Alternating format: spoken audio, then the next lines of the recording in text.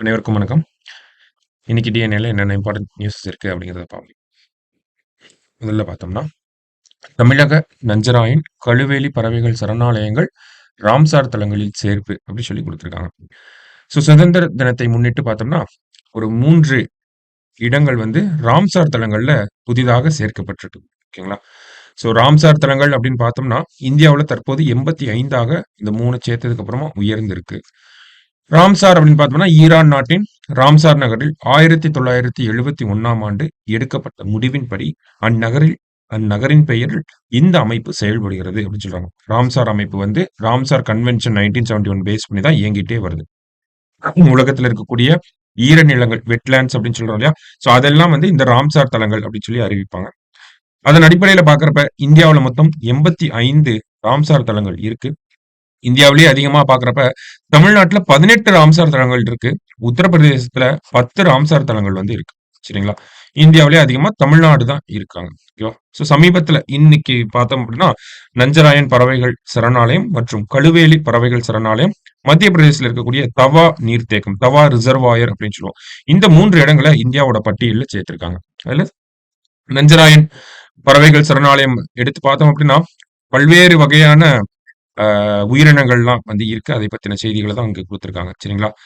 So இந்த நஞ்சராயன் பறவைகள் சரணாலயத்தை பொறுத்தவரைக்கும் பார்த்தோம்னா, 2022ஆம் ஆண்டு தமிழகத்தினுடைய 17வது பறவைகள் சரணாலயமாக அறிவிக்கப்பட்டிருக்கு. ஓகேங்களா?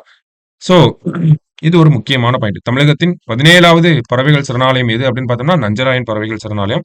அதே மாரி பார்த்தோம்னா, நமக்கு கழுவேலி பறவைகள் சரணாலயம் அப்படிங்கிறது இருந்துச்சு.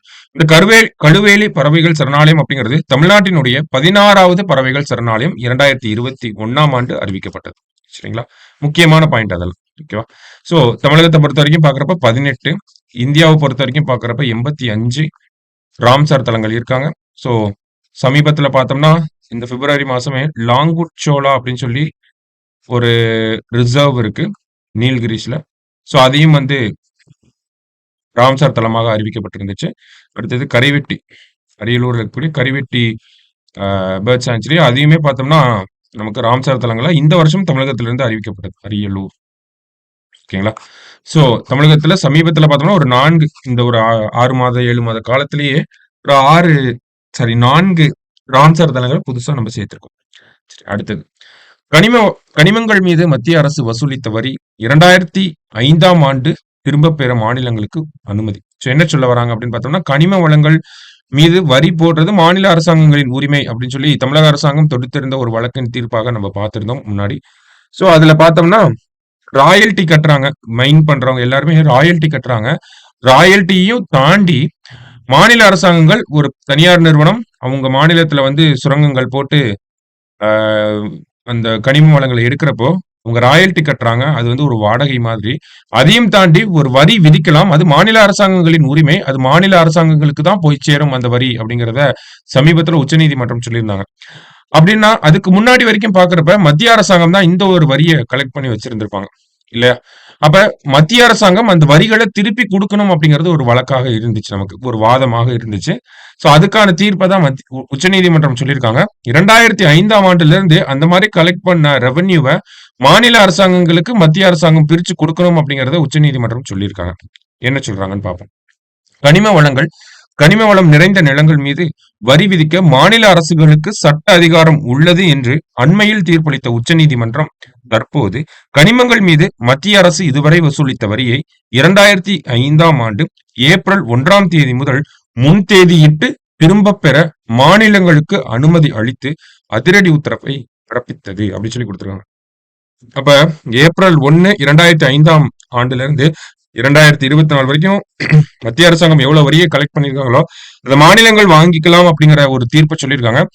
இந்த ஒரு தீர்ப்பானது முக்கியமா எந்தெந்த மாநிலங்களுக்கு ரொம்ப உறுதுணையாக இருக்கும் அப்படின்னு பார்த்தோம்னா, ஜார்க்கண்ட், ஒடிசா போன்ற அந்த மத்திய மாநிலங்களுக்கு எல்லாம் ரொம்ப உறுதுணையாக இருக்கும். சரிங்களா? சோ இந்த கனிம வளம் நிறைந்த நிலங்கள் மீது வரி விதிக்க மாநில அரசுகளுக்கு அதிகாரம் அளித்து உச்சநீதிமன்றம் பிறப்பித்த உத்தரவை முன்தேதியிட்டு அல்லாமல் தீர்ப்பளித்த தேதியிலிருந்து நடைமுறைப்படுத்த வேண்டும் என்ற கோரிக்கை நிராகரிக்கப்படுகிறது அப்படின்னு சொல்லி உச்சநீதிமன்றம் சொல்லியிருக்காங்க. ஏன்னா சென்ட்ரல் கவர்மெண்ட் கேட்டிருப்பாங்க, நீங்க வந்து முன்தேதியிட்டு அதை நடைமுறைப்படுத்தாம தீர்ப்பு வந்த நாள்ல இருந்து அந்த ஒரு விஷயம் நடைமுறைக்கு வந்தா நல்லா இருக்கும். அரசாங்கத்துக்கு மத்திய அரசாங்கத்துக்கு வருவாய் இழப்பு இருக்காது அப்படிங்கறத சொல்லியிருப்பாங்க. இருந்தாலும் அந்த ஒரு வாதத்தை உச்சநீதிமன்றம் நிராகரிச்சிருக்காங்க. முன்தேதியிட்டு ஏப்ரல் 1, 2005ஆம் ஆண்டிலிருந்து நீங்க திருப்பி குடுத்தாகணும் அப்படிங்கறத சொல்லியிருக்காங்க. அதன்படி அரசமைப்பு சட்டத்தின் 7வது அட்டவணையில் 49 மற்றும் 50வது சரத்துகளுக்கு உட்பட்டு கனிம வளங்கள், கனிம வளம் நிறைந்த நிலங்கள் மீது மாநிலங்கள் வரி விதிக்கவும், இவற்றின் மீது மத்திய அரசு இதுவரை விதித்த வரியை திரும்ப பெறவும் மாநிலங்களுக்கு அனுமதி அளிக்கப்படுகிறது அப்படின்னு சொல்லி ஷெட்யூல் 7 கோட் பண்ணி அதுல இருக்கக்கூடிய என்ட்ரிஸ் 49 அண்ட் 50 பேஸ் பண்ணி மாநில அரசாங்கங்கள் அந்த வரியை திரும்பி வாங்கிக்கலாம். அதற்கான அனுமதி வழங்கப்படுது அப்படிங்கறத உச்ச நீதிமன்றம் சொல்லியிருக்காங்க. சரியா? அந்த வழக்கினுடைய இறுதி அம்சமாக நம்ம இந்த ஒரு விஷயத்தையும் பார்க்கிறோம். சரிங்களா? சோ மினரல்ஸ் மேல அந்த வரியை போடுறது மாநில அரசாங்கங்களின் உரிமை அப்படிங்கறத பார்த்திருந்தோம். இது வரைக்கும் போட்ட வரியை மாநில அரசாங்கங்கள் வாங்குறதும் அவங்களோட உரிமை தான். மத்திய அரசாங்கத்துக்கிட்ட கேட்டு வாங்கிக்கலாம் அப்படிங்கறதையும் உச்சநீதிமன்றம் தெளிவாக சொல்லியிருக்காங்க. சரியா? இன்னைக்கு 2 ஆர்டிகளை நம்ம பார்த்திருக்கோம். 2மே முக்கியமான ஆர்டிகல் தான். நோட் பண்ணி வச்சுக்கோங்க. நாளைக்கு டிஎன்ஏல மீட் பண்ணலாம். தேங்க்யூ.